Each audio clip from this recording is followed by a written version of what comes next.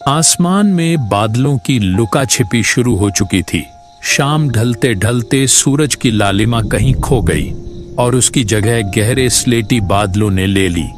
हवा में एक अजीब सी ठंडक थी, जैसे वह किसी आने वाली आफत का संकेत दे रही हो। यह गांव रुद्रपुर के एक शांत कोने की बात है। यह मदन की चाय की दुकान ही गांव वालों का एकमात्र अड्डा था। अरे ओ भाइयों, आज तो लगता है इंद्रदेव जमकर बरसेंगे। देख रहे हो कैसी ठंडी और तेज हवा चल रही है। आज तो चाय और पकौड़ों का दौर देर तक चलेगा। रोजाना की तरह गांव के लड़के और कुछ बुजुर्ग वहां जमा होने लगे थे। गर्मी की लंबी और चिपचिपी दोपहर के बाद इस ठंडी हवा ने सबको राहत दी थी, इसलिए आज महफिल शाम होने से पहले ही जम गई थी। तभी दूर से एक आकृति आती दिखाई दी। उसे देखते ही मदन के चेहरे पर चमक आ गई। अरे देखो तो कौन आ रहा है। राम राम काका, आइए आइए, यहाँ बैठिए। आज तो महफिल की रौनक बढ़ गई। गोपाल काका इस गांव के सबसे पुराने और सम्मानित व्यक्ति थे। उन्हें तंत्र मंत्र और पुरानी विद्याओं का गहरा ज्ञान था। मदन जानता था कि अगर काका दुकान पर आ गए तो भीड़ अपने आप बढ़ जाएगी, क्योंकि काका के पास कहानियों का वो खजाना था जिसे सुनने के लिए लोग कोसों दूर से आते थे। और काका की कहानियों के साथ जब गर्मा गर्म चाय और मुड़ी का आनंद मिलता तो समा बंध जाता। गोपाल काका चुपचाप अपनी जगह पर बैठ गए। उन्होंने देखा कि सबकी आंखें उन्हीं पर टिकी हैं। हर कोई चाहता था कि काका अपनी यादों के झरोखे से कोई नई कहानी सुनाए। काका ने एक गहरी सांस ली, आसमान की ओर देखा जहां बिजली कौंध रही थी, और फिर अपनी आवाज धीमी करते हुए बोलना शुरू किया। आज जैसा मौसम है, ठीक ऐसा ही मौसम उस रात भी था। तब मैं जवान था और अपनी इस गुप्त विद्या को नया नया सीखा ही था।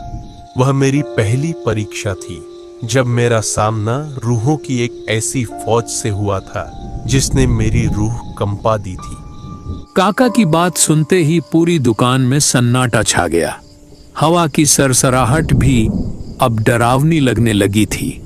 लोग चाय पीना भूलकर काका के चेहरे की ओर एकटक देखने लगे। मैं अपने एक दोस्त के घर जा रहा था। उन दिनों शहरों में तो टेलीफोन आ गए थे, पर गांवों में चिट्ठियों का ही सहारा था। मेरे दोस्त ने चिट्ठी लिखकर मुझे बुलाया था और मैं मना नहीं कर पाया। सफर लंबा था और जब मैं उस अनजान स्टेशन पर उतरा तो आधी रात हो चुकी थी। काका ने जैसे ही स्टेशन का जिक्र किया, पास बैठे एक युवक के हाथ से गिलास हल्का सा कांप गया, जैसे वो वापस उसी खौफनाक रात में पहुंच गए हों। स्टेशन एकदम वीरान था। दूर दूर तक कोई इंसान नहीं। स्टेशन की पीली रोशनी धुंध में डूबी हुई थी। मैं इधर उधर देख ही रहा था कि तभी पीछे से एक भारी आवाज आई। ए नौजवान, यहाँ क्या कर रहे हो? गोपाल काका की आवाज चाय की दुकान के सन्नाटे को चीर रही थी। किसी भी शख्स का ध्यान मौसम पर नहीं था। सब काका की उस पुरानी आपबीती में खो चुके थे। काका ने अपनी आंखें सिकोड़ी, जैसे उस धुंधले स्टेशन का नजारा उनकी आंखों के सामने फिर से ताजा हो गया हो। जैसे ही मैं पीछे पलटा, मैंने देखा कि घने कोहरे के बीच एक लंबा सा आदमी खड़ा था। उसने काले रंग का पुराना कोट पहना हुआ था। उसकी आंखें अंदर धसी हुई और डरावनी लग रही थीं। वह उस स्टेशन का मास्टर था। इतनी रात गए इस वीरान जगह पर क्या कर रहे हो लड़के? क्या तुम्हें नहीं पता कि सूरज ढलने के बाद इस स्टेशन पर मौत का पहरा होता है? यह जगह इंसानों के रहने लायक नहीं बची है। मैंने घबराते हुए कहा कि मुझे चंदनपुर जाना है, जहां मेरा दोस्त रहता है। लेकिन मेरी बात सुनकर उस मास्टर के चेहरे पर एक अजीब सी मुस्कान आ गई, ऐसी मुस्कान जिसे देखकर कलेजा कांप जाए। चंदनपुर? बेटा, इस स्टेशन से बाहर निकलने का रास्ता अब सिर्फ ऊपर वाले के पास है। देखो चारों तरफ। क्या तुम्हें कोई मुसाफिर दिख रहा है? यहाँ रात को परिंदा भी पर नहीं मारता। मैं पिछले 20 सालों से यहाँ ड्यूटी कर रहा हूँ और आज भी जब आधी रात को उन अनजान लोगों के हंसने की आवाज आती है तो मैं अपने केबिन का दरवाजा अंदर से बंद कर लेता हूँ। काका की बात सुनकर दुकान में बैठे लड़कों के चेहरे सफेद पड़ गए। मदन, जो चाय छान रहा था, उसके हाथ रुक गए। हवा का एक झोंका दुकान के पर्दे को हिला गया, जिससे सब चौंक उठे। मैंने उससे पूछा कि वह किन लोगों की बात कर रहा है। क्या यहाँ कोई भूत प्रेत का साया है? स्टेशन मास्टर ने दूर अंधेरे की ओर इशारा किया, जहां पटरियां धुंध में ओझल हो रही थीं। वो लोग जिन्हें जमीन नसीब नहीं हुई, जो पटरियों पर कट गए या जिन्हें इस स्टेशन के पुराने गोदाम में बेरहमी से मार दिया गया, वे आज भी अपनी भूख मिटाने के लिए शिकार तलाशते हैं। मेरी मानो तो अगली ट्रेन आने तक यहीं केबिन की ओट में छिपे रहो, वरना बाहर जो तुम्हें दिखेगा उसे देखने के बाद तुम जिंदा नहीं बचोगे। काका ने बताया कि उस वक्त उन्हें लगा कि शायद वह बूढ़ा मास्टर उन्हें डरा रहा है। वह नई उम्र के थे, विद्या सीख रहे थे, इसलिए थोड़ा अहंकार भी था। उन्होंने मास्टर की चेतावनी को अनसुना कर दिया। तभी अचानक आसमान जोर से कड़कड़ाया और मूसलाधार बारिश शुरू हो गई। बारिश इतनी तेज थी कि हाथ को हाथ नहीं सूझ रहा था। मैं भीगने लगा था। तभी मेरी नजर दूर बने एक पुराने माल गोदाम पर पड़ी। मैंने सोचा कि स्टेशन मास्टर की बातों में आकर भीगने से अच्छा है कि उस छत के नीचे पनाह ली जाए। काका उस गोदाम की तरफ बढ़ने लगे। जूते की आवाज पटरियों पर गूंज रही थी। जैसे जैसे वह गोदाम के पास पहुंच रहे थे, हवा में एक अजीब सी बदबू आने लगी, जैसे कोई चीज सड़ रही हो। लेकिन काका रुके नहीं। जैसे ही वह गोदाम के टूटे हुए दरवाजे के पास पहुंचे, उन्होंने देखा कि अंदर एक और आदमी खड़ा है। आ जाओ नौजवान, मैं तुम्हारा ही इंतजार कर रहा था। बाहर बहुत बारिश है, यहाँ अंदर आ जाओ, यहाँ तुम्हें ठंड नहीं लगेगी। वह आदमी धोती और फतुआ पहने हुए था और उसके चेहरे पर एक ऐसी शांति थी जो किसी मुर्दे के चेहरे पर होती है। उसने इशारे से काका को अंदर बुलाया। काका को लगा कि शायद यह कोई कुल्ली या चौकीदार है, लेकिन उन्हें क्या पता था कि वे खुद चलकर मौत के जाल में जा रहे हैं। मैं गोदाम के अंदर दाखिल तो हो गया, लेकिन जैसे ही पैर अंदर रखा, मुझे महसूस हुआ कि जमीन ठंडी नहीं बल्कि गर्म और चिपचिपी थी, जैसे वहां पानी नहीं, ताजा खून गिरा हो। गोपाल काका की आवाज अब और भी भारी हो गई थी। दुकान के बाहर और बिजली के कड़कने की आवाज के साथ मदन की दुकान में बैठा हर शख्स अपनी सांसें रोककर काका की ओर देख रहा था। काका ने अपनी आंखें मूंद लीं, जैसे उस पुराने माल गोदाम की घुटन भरी हवा उन्हें आज भी महसूस हो रही हो। मैं उस गोदाम के अंदर कदम रख चुका था। अंदर का नजारा बाहर से भी ज्यादा भयानक था। छत से पानी टपक रहा था, लेकिन वह पानी नहीं था। दीवारों पर अजीब सी काई जमी थी और बीचों बीच एक पुरानी लकड़ी की बेंच पड़ी थी। वह आदमी जो धोती कुर्ता पहने खड़ा था, उसने मेरी ओर देखा और मुस्कुराया, पर उसकी मुस्कुराहट में कोई गर्मजोशी नहीं थी, सिर्फ एक खालीपन था। बैठो बेटा, बैठो। इस बारिश में कहाँ जाओगे? यह बारिश तो अभी 3 घंटे तक नहीं रुकने वाली। लगता है किस्मत तुम्हें खुद खींचकर यहाँ ले आई है। मैं उस बेंच पर बैठ गया। तभी उसने पास पड़ी एक पुरानी गमछी की ओर इशारा किया ताकि मैं अपना सिर पोंछ सकूं। मैंने उसे हाथ नहीं लगाया क्योंकि मेरी छठी इंद्री मुझे बार बार सचेत कर रही थी कि यहाँ कुछ बहुत गलत है। तभी उस आदमी ने एक ऐसा सवाल किया जिसने मेरे रोंगटे खड़े कर दिए। क्यों बेटा, क्या तुम भूतों में विश्वास करते हो? क्या तुम्हें डर लगता है? मैंने उसकी आंखों में सीधे देखते हुए कहा, विश्वास तो करता हूँ बाबा, लेकिन डरता नहीं हूँ। मेरी बात सुनकर वह आदमी फिर से अजीब तरह से हंसा। वह हंसी इंसान की नहीं लग रही थी, बल्कि किसी सूखी हड्डियों के टकराने जैसी आवाज थी। वह अचानक उठा और गोदाम के अंदर बने एक छोटे अंधेरे कमरे की तरफ चला गया। काका ने बताया कि उस आदमी के अंदर जाते ही गोदाम का तापमान अचानक गिर गया। हवा में अब वही सड़ी हुई मांस की गंध तेज हो गई थी जो उन्होंने बाहर महसूस की थी। तभी अंधेरे कमरे से अजीब सी चबाने की आवाजें आने लगीं, जैसे कोई हड्डी तोड़ रहा हो। मुझसे रहा नहीं गया, मैंने जोर से आवाज दी। कौन है वहाँ? क्या कर रहे हो तुम? तभी वह आदमी बाहर आया, लेकिन अब उसका हुलिया बदल चुका था। बूढ़े और सूखे मांस खा खाकर मेरा जी भर गया था। आज कई सालों बाद कोई ताजा और जवान शिकार इस गोदाम में आया है। आज हमारे कुनबे की दावत होगी।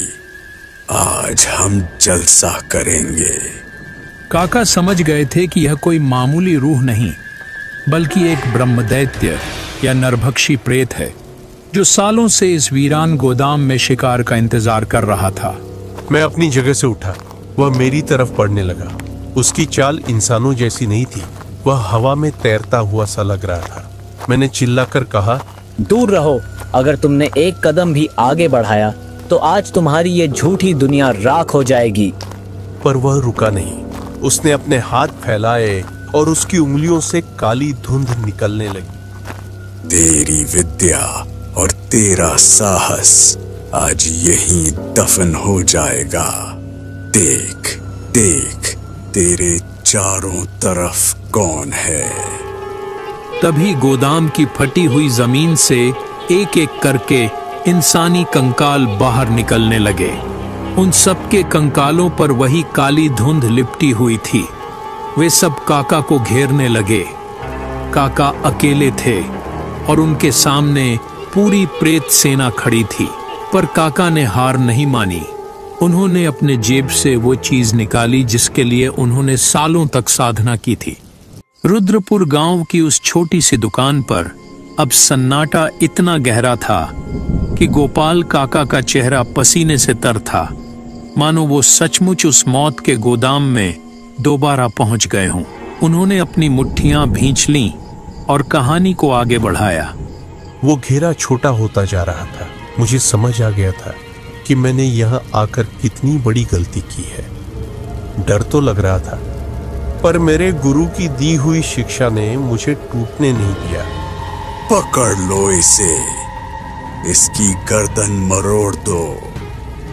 आज इसकी हड्डियों का सूप बनेगा और मांस का जलसा होगा। बहुत दिनों बाद किसी इंसान का खौफ चखने को मिलेगा। मार डालो इसे। काका ने अपनी आंखें बंद की और अपने गुरु का स्मरण किया। उन्होंने अपने कुर्ते की गुप्त जेब से सिद्ध की हुई अभिमंत्रित सूखी जड़ें और कुछ काले दाने निकाले। उन्होंने उन्हें हाथ में पकड़ा नहीं, बल्कि हवा में उछालते हुए मंत्रों का उच्चारण शुरू किया। जैसे ही मंत्रों की शक्ति गोदाम की गूंज में मिली, पूरा गोदाम कांपने लगा। एयूएम ह्रीं क्लीं अघोर रूपाय शत्रु संहारणाय। काका के मुंह से निकलते हर शब्द के साथ गोदाम के अंदर एक नीली रोशनी फैलने लगी। वो कंकाल जो काका की ओर बढ़ रहे थे, अचानक ठिठक गए। जैसे जैसे मैं मंत्रों का वेग बढ़ाता गया, वो प्रेत सेना धुएं में बदलने लगी। लेकिन वो मुख्य नरभक्षी प्रेत अभी भी खड़ा था। उसकी आंखों में अब भूख की जगह गुस्सा और नफरत थी। उसने एक जोरदार दहाड़ मारी, जिससे गोदाम की छत के कुछ पत्थर नीचे गिर पड़े। तुझे क्या लगता है, इन मामूली लकड़ियों से तू मुझे रोक पाएगा? मैं इस जगह का राजा हूं। 20 साल पहले जो डाकू यहां मरे थे, मैं उनका सरदार हूं। हमने यहाँ के हर कर्मचारी को काटकर इन्हीं दीवारों में चुन दिया था। तू भी इन्हीं का हिस्सा बनेगा।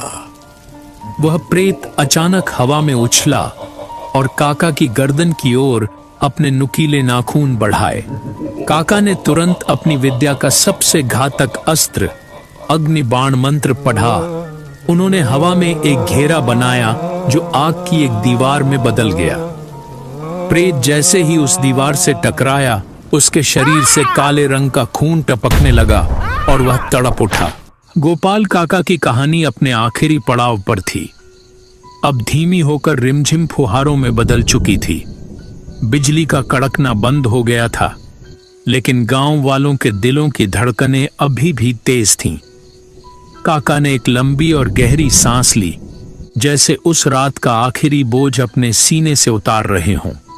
धमाके के बाद सब कुछ शांत हो गया। मैं वहीं गोदाम के फर्श पर बैठ गया। मेरी पूरी ताकत खत्म हो चुकी थी। डर और थकान की वजह से मेरी आंखें मूंदने लगी। मुझे नहीं पता कि मैं कितनी देर तक वहां अचेत रहा, लेकिन जब मेरी आंखें खुलीं तो खिड़की की दरारों से सूरज की सुनहरी रोशनी अंदर आ रही थी। काका जब उठे तो उन्होंने देखा कि वह जगह वैसी नहीं थी जैसी रात को दिख रही थी। वह गोदाम अब एक खंडहर बन चुका था। छत गिरी हुई थी, चारों तरफ मकड़ी के जाले थे और पुरानी जंग लगी मशीनें धूल में दबी पड़ी थीं। वहां न कोई बेंच थी, न कोई कमरा। मैं उस खंडहर से बाहर निकला और सीधे अपने दोस्त जोगिंदर के घर पहुंचा। रात भर की घटना से मेरा चेहरा पीला पड़ गया था। मुझे देखते ही जोगिंदर चौंक गया और बोला, अरे गोपाल, तू इस हाल में, और तू आया कहां से है? मैंने उसे रात की पूरी बात बता दी। क्या तू उस पुराने माल गोदाम में रुका था? भगवान का शुक्र मना कि तू जिंदा वापस आ गया। आज से ठीक 5-6 साल पहले वहां एक बहुत बड़ा डाका पड़ा था। डाकुओं ने वहां के गार्डों और मजदूरों को बड़ी बेरहमी से मारकर वहीं जमीन के नीचे दबा दिया था। तब से वह जगह शापित है। जो भी वहां रात को कदम रखता है वह कभी वापस नहीं आता। उन डाकुओं का सरदार भी वहीं पुलिस की गोली से मारा गया था और कहते हैं कि वह मरने के बाद भी उस सोने और सामान का लालच नहीं छोड़ पाया और नरभक्षी प्रेत बन गया।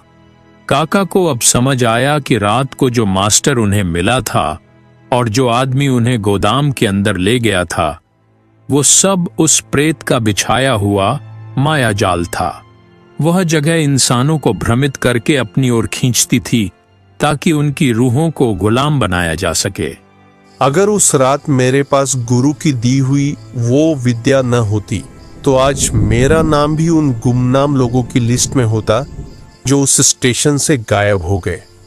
जोगिंदर ने मुझे बताया कि रेलवे ने भी उस स्टेशन को अब बंद कर दिया है, क्योंकि वहां अक्सर अजीब व गरीब हादसे होने लगे थे। काका की बात खत्म होते ही दुकान में एक गहरा सन्नाटा छा गया। तभी अचानक पास के एक पेड़ पर बैठा एक उल्लू जोर से बोला, जिससे दुकान में बैठे सब लोग डर कर उछल पड़े। मदन ने जल्दी से भगवान का नाम लिया और अपनी दुकान का शटर गिराने की तैयारी करने लगा। काका, आपकी कहानी सुनकर तो आज रात को नींद नहीं आएगी। सच है, लालच और नफरत इंसान को मरने के बाद भी चैन से रहने नहीं देती। रुद्रपुर की वो शाम अब एक खौफनाक याद बन चुकी थी। लोग एक दूसरे का हाथ पकड़कर समूह बनाकर अपने घरों की ओर भागने लगे। गोपाल काका शांत भाव से उठे, अंधेरे रास्ते पर निकल पड़े।